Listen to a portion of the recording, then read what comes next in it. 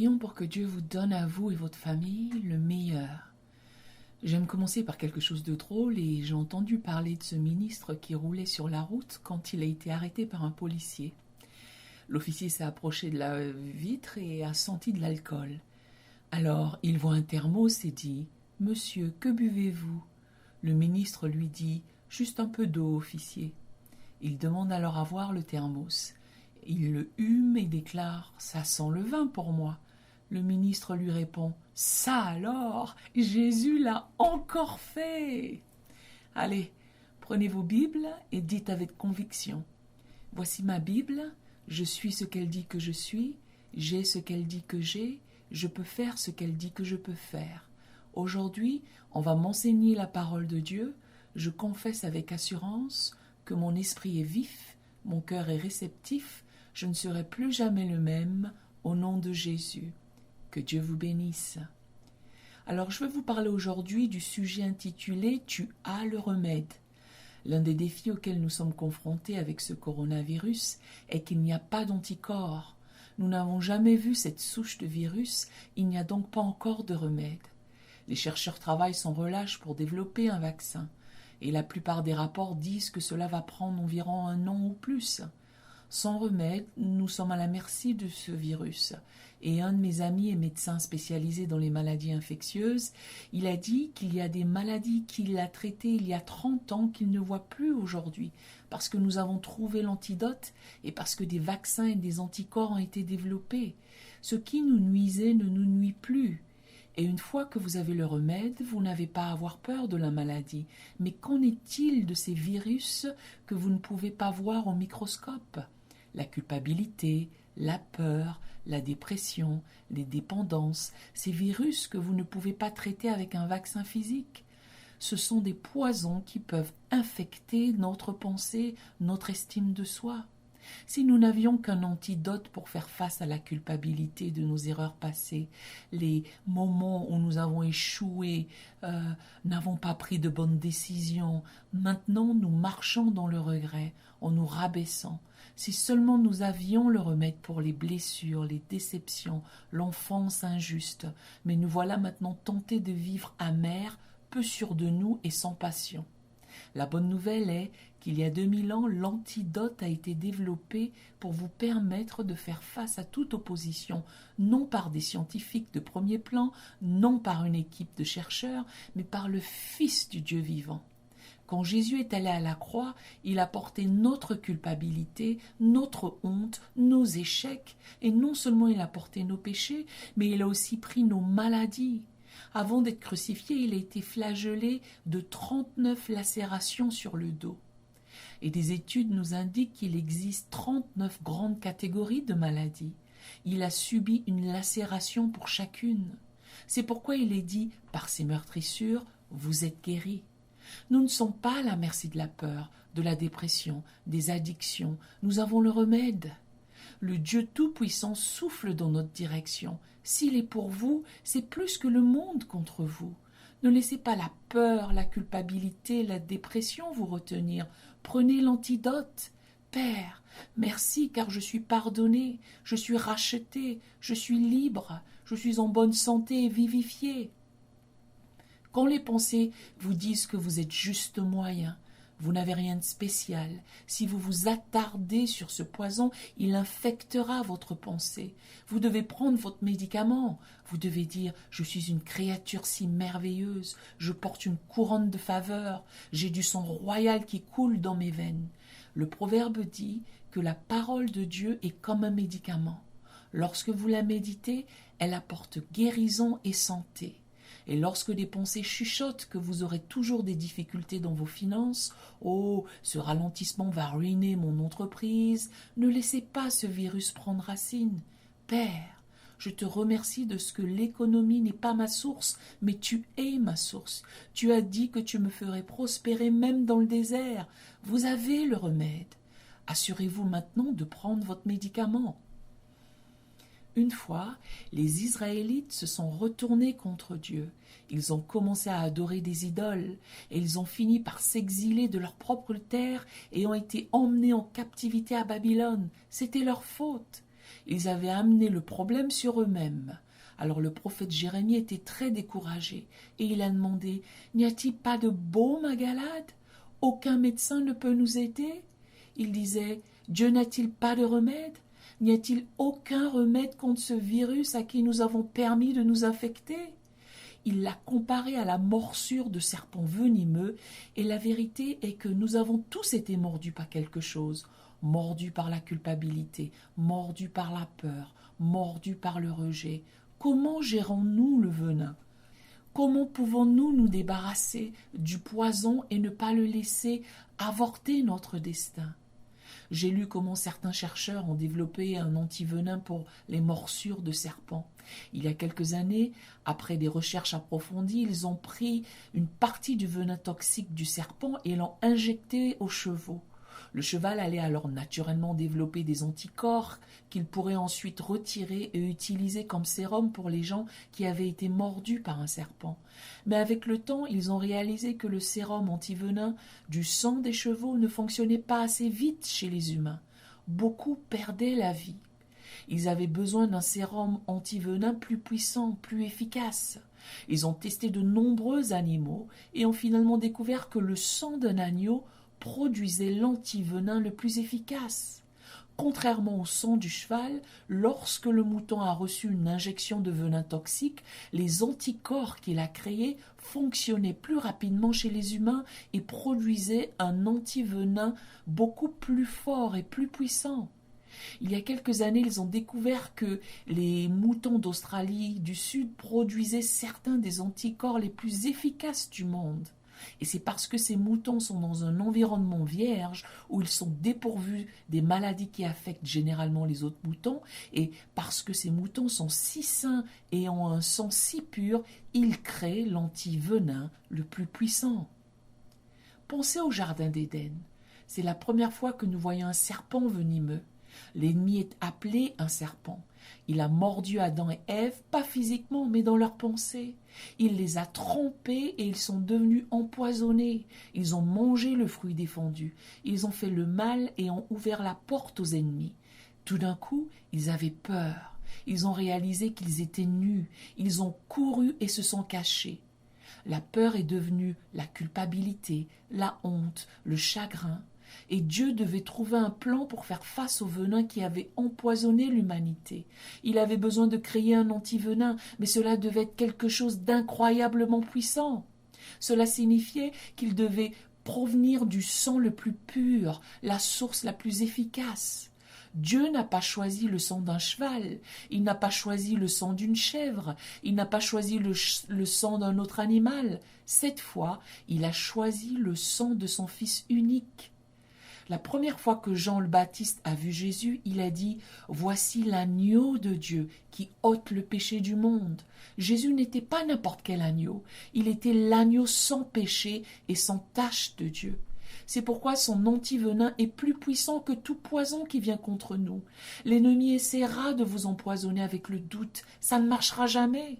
Vous empoisonnez avec la peur, et si tu attrapais ce virus, vous empoisonnez avec de l'insécurité, tu n'es pas assez bien, personne ne veut être avec toi. Ce poison ne peut pas vous empêcher d'entrer dans votre destinée. Ce n'est pas à la hauteur de l'antivenin créé par le Dieu Tout-Puissant. Maintenant, arrêtez de vous dire que vous avez fait trop d'erreurs. Vivons coupables, condamnés, prenez votre anticorps. Père, merci parce que ta miséricorde est plus grande que mes erreurs. Merci car ce que tu as commencé dans ma vie, tu l'achèveras. Vous devez recevoir la miséricorde de Dieu et aller de l'avant. Vous ne pouvez pas atteindre votre destin si vous regardez toujours en arrière. Rien de ce que vous avez fait n'est une surprise pour Dieu. Il connaît d'avance chaque erreur que vous commettriez et chaque échec. Vous pouvez encore arriver là où vous êtes censé être, mais vous devez vous débarrasser de la culpabilité et aller de l'avant. Lorsque vous souffrez de peur, de dépression, d'anxiété, ne l'acceptez pas. Je pense que je vais toujours lutter dans ce domaine. Prenez vos médicaments. Père, merci car je suis libre, j'ai l'esprit de Christ, j'ai la paix qui dépasse tout entendement. Les mensonges vous diront que ce que vous affrontez est permanent, il n'y a pas de solution, tu ne te rétabliras jamais, tu ne vaincras jamais ta dépendance. Dites simplement non merci. Je sais que le sang de l'agneau est plus puissant que le venin d'un serpent. Oui, il y a des moments où des choses arrivent et nous ne les voyons pas venir. Vous devez vous rappeler que Dieu n'est pas au paradis à la recherche d'un remède, en espérant que ce virus ne vous vaincra pas et en essayant de penser à ce qu'il va faire. Il a déjà créé le remède. Il y a 2000 ans, il a vaincu l'ennemi une fois pour toutes. L'Écriture dit qu'il l'a rendu impuissant. Une version dit qu'il l'a complètement anéanti. Le néant veut dire rien. L'ennemi n'a donc aucun pouvoir sur vous. Il ne peut pas vous empêcher d'atteindre votre dessein. Il ne peut vous arrêter que si vous commencez à croire en ses mensonges. Dieu ne va pas te bénir. Regarde les erreurs que tu as faites. Tu ne réaliseras jamais tes rêves. Tu as traversé trop de mauvais passes. Ne laissez pas ce poison vous empêcher de voir le formidable avenir que Dieu vous réserve. Commencez à prendre l'antivenin. Dieu ne vous a pas amené si loin pour vous quitter. Ce n'est pas parce que vous ne voyez pas d'issue que Dieu n'a pas d'issue de secours. Pour l'instant, il travaille dans les coulisses de votre vie. Vous ne seriez pas en vie s'il n'avait pas quelque chose d'incroyable devant vous. Pourquoi pensez-vous que l'ennemi essaie de vous arrêter? Il ne dérange pas les gens qui ne sont pas une menace. Il ne perdrait pas son temps avec vous s'il ne savait pas que vous étiez quelqu'un qui changera le monde, qui réécrira l'histoire et qui a des graines de grandeur en lui. Il sait que Dieu est sur le point d'ouvrir des portes plus grandes que vous ne l'aviez jamais imaginées. Vous êtes sur le point d'atteindre de nouveaux sommets dans votre destinée. Et ne soyez pas surpris si vous avez quelques morsures de serpent. Un ami s'éloigne de vous, l'entreprise n'a plus besoin de vous, et voilà qu'une maladie inattendue arrive. Ce poison peut vous infecter, vous faire vivre dans l'inquiétude, vous faire renoncer à vos rêves, ou vous pouvez prendre cet antivenin. Je sais, Seigneur, que tu es toujours sur le trône. Je sais que toute arme forgée contre moi est sans effet, et je ne vais pas juste m'en sortir, je m'en sortirai mieux qu'avant. Il y avait une jeune femme qui a perdu son père à cause d'une maladie, et ils étaient très proches et ont passé beaucoup de temps ensemble. Elle était si dévastée, si chagrinée, c'était comme si elle avait été mordue par quelque chose qu'elle n'avait pas vu venir. Elle aurait pu devenir amère, elle aurait pu laisser ce poison empoisonner le reste de sa vie, mais elle croyait que Dieu était toujours aux commandes. Ce n'était pas facile, mais elle a continué à avancer. Et lorsque vous subissez des pertes et des choses qui vous sapent le moral, il est tentant de renoncer à la vie. Vous pensez voir vos meilleurs jours révolus, et c'est à ce moment-là qu'il faut creuser profondément et dire « Père, merci pour le diadème au lieu de la cendre. Tu as dit, le soir arrivent les pleurs et le matin l'allégresse. Seigneur, merci parce qu'il y a de bons jours à venir. Chaque jour, faites ce choix de rester dans la foi, d'avoir une bonne attitude quand les choses ne sont pas justes, de croire quand rien ne s'améliore. Vous ne pouvez pas le voir, mais Dieu travaille dans les coulisses. Il fait bouger les choses que vous ne pouviez pas faire arriver par vous-même. Dans le cadre du processus de sa guérison, chaque jour, cette femme envoyait un SMS au numéro de son père et elle lui racontait comment se passait sa journée ce jour-là. Elle lui faisait part de ce qu'elle ressentait. C'était sa façon de rester proche de son père. Elle lui expliquait comment elle avait surmonté le cancer, comment elle avait terminé ses études universitaires et obtenu son diplôme avec mention. Mais elle ne parlait pas seulement des bonnes choses, elle parlait aussi du petit ami qui lui avait brisé le cœur et d'autres épreuves auxquelles elle avait dû faire face. Tout ce temps, elle pensait qu'elle faisait ça juste pour l'aider à guérir, pour l'aider à aller de l'avant. Mais au 4e anniversaire de la mort de son père, la jeune femme reçoit une réponse du numéro auquel elle envoyait les messages. Elle pensait que le téléphone ne fonctionnait plus, mais le texte disait « Bonjour, je m'appelle Brad. il y a 3 ans, j'ai perdu ma fille dans un accident de voiture. Et vos textes chaque jour a été ce qui m'a maintenu à flot. » Il a continué en lui disant à quel point il était fier d'elle, à quel point son père serait fier. La jeune fille a dit que c'était le signe que tout allait bien, qu'elle pouvait finalement laisser son père reposer en paix. Alors aujourd'hui, elle va de l'avant et fait de grandes choses. Mais quand la vie vous joue un sale tour, on est plus enclin à prendre le venin, on marche empoisonné, en voulant à tout le monde. Si vous continuez à avancer, Dieu vous donnera un diadème au lieu de la cendre. Il ne vous a pas amené si loin pour vous quitter. Cette perte, la déception, la mauvaise passe n'ont pas arrêté son plan. Il vous tient dans la paume de sa main. Il a de beaux jours à venir. Ne laissez pas ce poison rester en vous. Prenez l'antivenin. Croyez que Dieu est au contrôle et vos derniers jours seront meilleurs que les premiers. Dans Nombre 21, les Israélites étaient dans le désert, se dirigeant vers la terre promise. Dieu leur avait donné la victoire sur plusieurs armées, avait ouvert la mer Rouge, les avait libérés de l'esclavage, mais ils s'étaient lassés de voyager à travers le désert. Ils ont donc commencé à se plaindre et à être mécontents. Ils ont dit « Moïse, il n'y a rien de bon à manger ici. Nous ne pouvons plus supporter cette manne. Pourquoi nous as-tu amenés dans le désert pour mourir ? Retournons en Égypte et redevenons esclaves. » Ils ont commencé à parler mal de Moïse, suscitant des ennuis. Les Écritures disent que des serpents venimeux sont entrés dans leur camp et que beaucoup d'entre eux ont été mordus et sont morts. Après tout ce que Dieu a fait pour nous, quand on est tenté de se plaindre, d'être mécontent, c'est une position délicate. Dieu leur donnait chaque matin de la manne, leur fournissant surnaturellement de la nourriture dans le désert, mais ils lui trouvaient des défauts. Le verset suivant dit qu'ils sont revenus en courant vers Moïse et ont dit « Moïse, nous avons péché ». C'est drôle à quelle vitesse leur attitude a changé. La difficulté a un moyen de nous aider à avoir la bonne perspective. Ils ont continué en disant « Moïse, s'il te plaît, prie pour que Dieu enlève ces serpents. » La minute d'avant, ils parlaient mal de Moïse et l'instant d'après, ils lui demandaient de prier pour eux. Si vous voulez être leader et que Dieu veuille vous doter d'une certaine influence, vous devez parfois prier pour les gens qui vous critiquaient la veille. Vous devez être bon envers quelqu'un qui ne mérite pas votre bonté. Je suis sûr que Moïse a été tenté de dire « Oui, j'aimerais prier pour vous. Dieu envoie plus de serpents vers eux. Mon Dieu, débarrasse-toi des autres. » Mais si vous voulez réussir ce test, vous devez ravaler votre fierté et faire la bonne chose, même s'il ne le mérite pas. C'est intéressant de voir ce que Dieu a dit à Moïse de faire. Il a dit « Fais un serpent de bronze, place-le sur un poteau et tous ceux qui regarderont ce serpent seront guéris. » Pourquoi a-t-il choisi un serpent? C'est de cela dont ils essayaient de se débarrasser.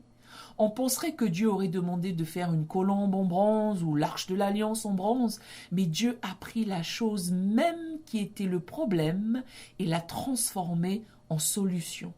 C'est ce que dit l'Écriture. Si l'ennemi a médité de nous faire du mal, Dieu le changera en bien. Les serpents n'ont pas cessé de les mordre, ils n'étaient pas exempts de problèmes, mais à partir de ce moment-là, quiconque leva les yeux vers ce serpent de bronze était guéri. Des années plus tard, Jésus parlait à Nicodème et il a dit dans Jean chapitre 3 « Et comme Moïse éleva le serpent dans le désert, il faut de même que le Fils de l'homme soit élevé afin que quiconque croit en lui ait la vie éternelle. » Moïse ayant le serpent de bronze sur un poteau préfigurait Jésus mourant sur la croix. Mais le serpent représente le mal, Jésus représente le bien. Qu'est-ce que ça veut dire? Paul a dit dans 2 Corinthiens, « Jésus est devenu péché pour nous afin que nous puissions devenir la justice de Dieu. Il est devenu ce qu'il n'était pas pour que nous puissions devenir qui nous avons été créés à être. » Sur cette croix, Jésus a pris tous nos échecs, toute notre honte, notre culpabilité. Maintenant, quiconque lève les yeux vers le Fils et croit en lui vivra.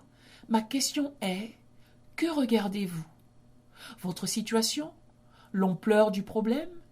Oh, ce virus m'inquiète tellement. Vous devez lever les yeux. Il y a la guérison lorsque vous levez les yeux. Il y a la liberté quand vous levez les yeux. Il y a la victoire quand vous levez les yeux. Il y a le salut quand vous levez les yeux. Ne vivez pas votre vie en regardant vers le bas, en pensant que ce problème est trop important, ça ne marchera jamais, j'ai trop trimé. Ayez une nouvelle perspective. Les forces qui sont pour vous sont plus grandes que les forces qui sont contre vous. Vous avez peut-être été mordu par des erreurs, mordu par un divorce, mordu par des blessures, mais ce n'est pas ainsi que votre histoire se termine. Ce poison n'a pas le dernier mot. Dieu dit « lève les yeux ». Vous n'avez pas encore vu vos meilleurs jours. La guérison arrive, la promotion arrive, les bonnes personnes arrivent. Eh bien, Joël, ça sonne bien, mais j'ai fait beaucoup trop d'erreurs. Bienvenue au club. Nous en avons tous fait. Lève les yeux, il y a le pardon. Lève les yeux, il y a de la miséricorde. Lève les yeux, il y a une autre chance. Lève les yeux, il y a un Dieu qui ne t'abandonne pas. L'Écriture dit que l'appel sur votre vie est irrévocable. Eh bien, j'ai subi trop de pertes, j'ai eu de mauvaises passes, ma relation n'a pas marché. Lève les yeux, il y a de nouveaux commencements. Lève les yeux, il y a des connexions divines. Lève les yeux, il y a un diadème au lieu de la cendre. Après la crucifixion de Jésus, 2 femmes sont allées au tombeau le matin de Pâques pour oindre son corps. Elles ont remarqué que l'énorme pierre de l'entrée avait été roulée. Elles étaient perplexes. Elles sont entrées et ont vu un jeune homme vêtu d'une robe blanche, brillante, assis à côté de l'endroit où le corps devrait être. Elles ne savaient pas que c'était un ange. Elles restèrent là dans la crainte car elles savaient qu'il se passait quelque chose de spécial. L'ange a dit « Ne soyez pas étonnés, vous cherchez Jésus, il n'est pas ici, il est ressuscité. » L'ange disait en fait que vous avez de bonnes intentions, mais vous regardez trop bas, vous regardez d'un point de vue naturel, vous devez lever les yeux. Ce que Dieu va faire dans votre vie ne va pas être ordinaire. Cela ne se produira pas comme cela s'est produit pour vos proches, ceux avec qui vous avez grandi. Vous allez vous démarquer, vous sortirez des sentiers battus, vous allez établir de nouvelles normes.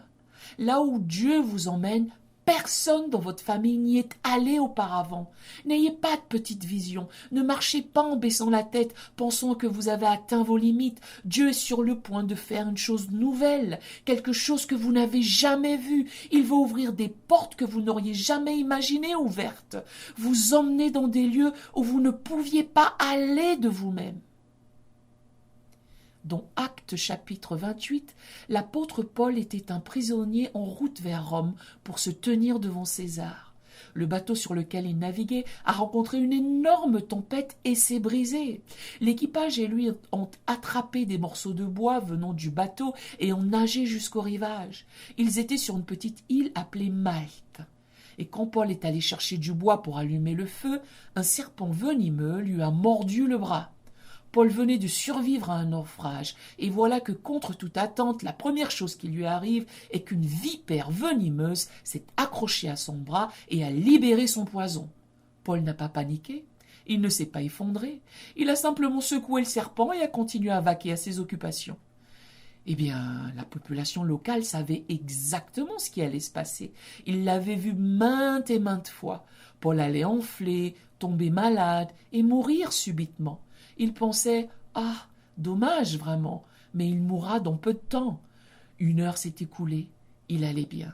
2 heures, toujours rien. 8 heures, toujours en bonne santé. Le verset 6 dit qu'après avoir longtemps attendu et voyant qu'il ne lui arrivait aucun mal, ils changèrent d'avis et dirent que c'était un Dieu. Il n'était pas loin, il était un fils de Dieu. Et oui, il y aura des moments où nous serons mordus dans la vie, mordus par la maladie, mordus par le divorce, mordus par la perte. Des choses se passent et nous ne les voyons pas venir, mais comme avec Paul, ce poison n'aura aucun effet sur vous. Vous avez l'antivenin. Ce qui arrête les autres ne va pas vous arrêter vous. Le Dieu Tout-Puissant repousse les forces des ténèbres. Il ordonne vos pas, aplanissant pour vous les endroits tortueux. Son dessein pour vous, votre vie se réalisera. L'Écriture dit que Dieu a détruit les œuvres de l'ennemi. Ce mot « détruit » dans la langue d'origine signifie ne pas atteindre son but. Lorsque le serpent mord et libère ce venin, son but est de vous tuer. Et vous devez enfler, tomber malade et mourir comme tout le monde. Mais parce que Dieu a détruit les œuvres de l'ennemi, cela n'aura aucun effet. Ma mère est tombée malade en 1981. Le but de cette maladie était de l'emporter, mais elle n'a pas atteint son objectif. Dieu a le dernier mot. Rien ne peut vous arracher de ses mains.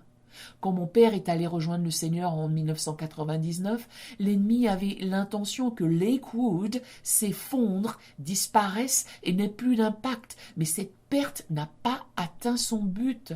Dieu avait un plan, que nous élargirions, toucherions plus de gens, aurions une plus grande influence. Ne vous découragez pas lorsque les choses négatives surviennent.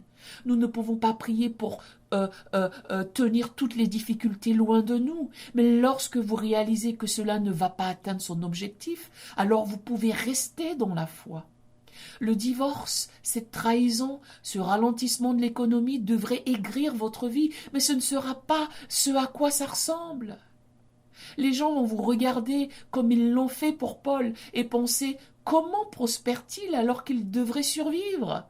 Comment est-elle si bénie après avoir traversé cette enfance difficile?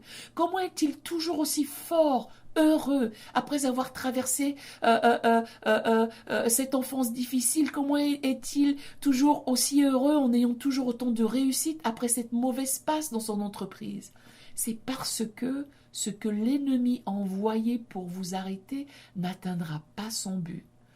Quand ce serpent mord, ne paniquez pas, ne vous effondrez pas, secouez-le et continuez d'avancer. Continuez à remercier Dieu car il mène vos combats. Continuez à le remercier car ce qu'il avait l'intention de vous nuire, il le tourne à votre avantage. J'ai lu quelque chose d'intéressant sur une abeille récemment. C'est l'une des rares abeilles qui, lorsqu'elle pique, elle y laisse son dard. Elle n'a qu'un dard et c'est tout. Si elle veut piquer une deuxième fois, il n'y a plus rien. C'est comme avoir un pistolet avec une seule balle ou un boxeur qui ne donne qu'un seul coup de poing. Vous feriez mieux de faire le bon choix, car c'est votre seule chance. Il y a 2000 ans, l'ennemi est venu contre Jésus. Ce qu'il ne réalisait pas, tout comme cette abeille, c'est qu'il n'avait qu'une seule chance. Il a fait de son mieux pour vaincre Jésus. Il a été crucifié sur la croix. Jésus a donné son dernier souffle et il est mort. Il semblait que le dard avait fait son effet. Satan se réjouissait en pensant qu'il avait gagné, mais le troisième jour, Jésus est sorti du tombeau. Il a dit « J'étais mort, mais je suis toujours vivant et j'ai les clés de la mort et de l'enfer. » La bonne nouvelle est que l'ennemi n'a plus son aiguillon. Il a fait de son mieux, mais son meilleur n'était pas suffisant. C'est pourquoi Paul a dit « Ô mort, où est ton aiguillon? Ô mort, où est ta victoire ?» Nous pouvons vivre dans la foi sachant que Dieu a retiré l'aiguillon de l'ennemi. Il a rendu impuissant ce qu'il érige contre vous, et cela n'atteindra pas son but. Le sang de l'agneau est supérieur à tout poison qui essaie de vous arrêter. Maintenant, redressez-vous, gardez la tête haute. La force la plus puissante de l'univers souffle dans votre direction.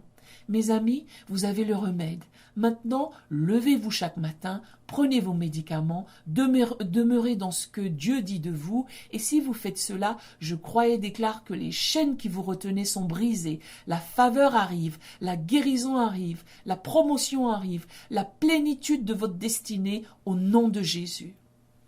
Eh bien, je voudrais vous donner l'occasion de faire de Jésus le Seigneur de votre vie. Voulez-vous bien prier avec moi? Dites, Seigneur Jésus, je me repens de mes péchés, viens dans mon cœur, je fais de toi mon Seigneur et Sauveur. Si vous avez fait cette simple prière, nous croyons que vous êtes né de nouveau. Laissez-moi vous encourager à aller dans une bonne église qui est basée sur la Bible et accorder à Dieu la première place. Nous espérons de tout cœur que ce message changera votre vie. N'oubliez pas de le partager pour qu'il en change bien d'autres. Merci de vous abonner et que Dieu vous bénisse.